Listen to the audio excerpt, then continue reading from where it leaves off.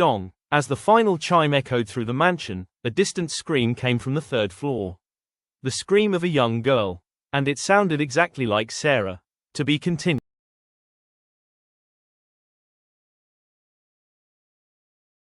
The Secret Behind the Mirror, Part 2.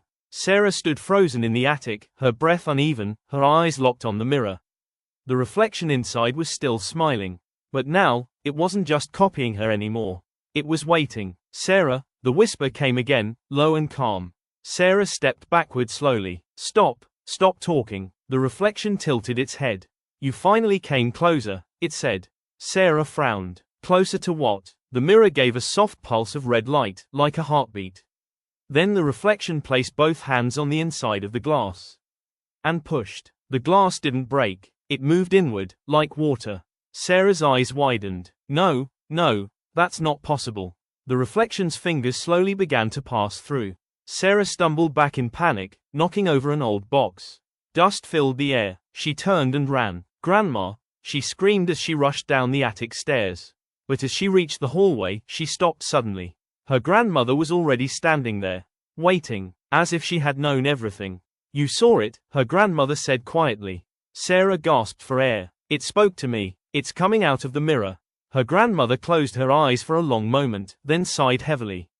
I hoped it would never wake again. Sarah grabbed her arm. What is that thing? Her grandmother walked slowly toward the living room, motioning for Sarah to follow. Inside the room, she opened a locked wooden cabinet. Inside it were old papers, strange symbols, and a heavy iron chain wrapped in cloth. That mirror is not normal glass, her grandmother said. It is a seal. A seal for what? Her grandmother turned slowly. For the other version of you. Sarah frowned. What are you talking about? Her grandmother's voice lowered. Every person has choices they never take, paths they abandon, versions of themselves that never get to exist in the real world. She stepped closer. That mirror gives those versions a body. Sarah shook her head. No, that's not real. Her grandmother pointed upstairs. Then explain what you saw. A loud bang echoed from the attic. Both of them froze. Another bang. Then footsteps. Slow, heavy, coming down. Sarah's heart pounded. It's coming. Her grandmother grabbed the iron chain from the cabinet. The symbols on it faintly glowed. There is only one way to stop it, she said firmly. We must force it back into the mirror before it fully crosses over. The footsteps stopped at the bottom of the stairs.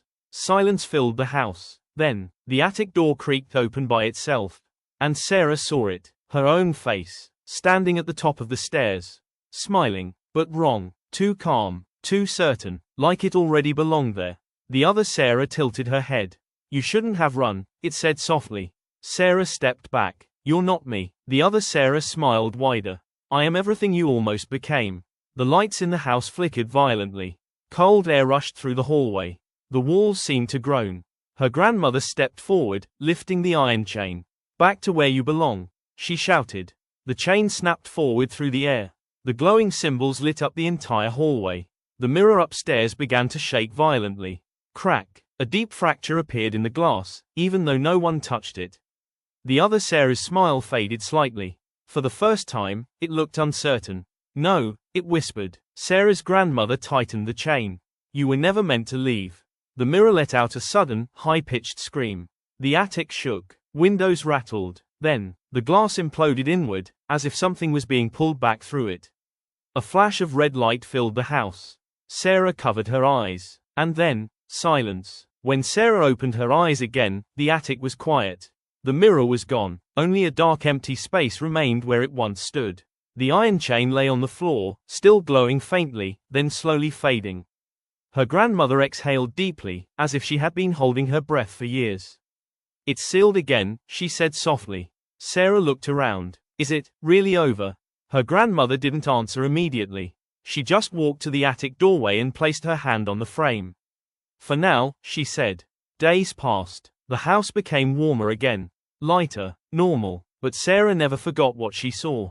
Because sometimes, when she passed by a dark window or a mirror in the house, she would see her reflection a moment too late. And once in a while, just for a second, she would see the reflection smile when she wasn't smiling. And somewhere deep inside the silence of her thoughts, a whisper remained. I'm still here.